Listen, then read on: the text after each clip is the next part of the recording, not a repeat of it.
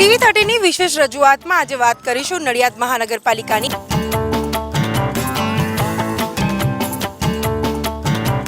ઘણા વિસ્તારોમાં જુઓ તો રસ્તાના પ્રશ્ન છે। તમે કહો છો પાણી તો નળ જ નથી તો ચોખ્ખું કે ખરાબ પાણી જ ક્યાંથી આવવાનું? રહેણાંક વિસ્તાર છે તો ગાયોનો બહુ ત્રાસ છે। વખતે ભાજપે એમ કહ્યું છે કે અમને નળ નાખી આપશે।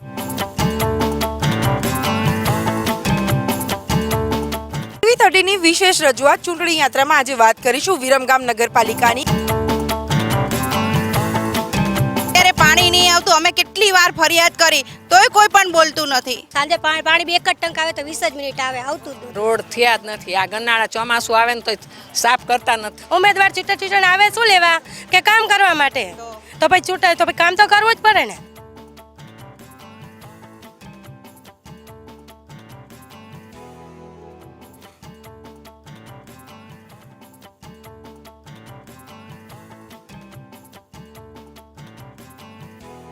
રસ્તાઓ થયા નથી। દર અઠવાડિયે એકવાર ગટર લાઈન સાફ થવી જોઈએ। જે ગતિથી વિકાસ થવો જોઈએ એ વિકાસ થતો નથી।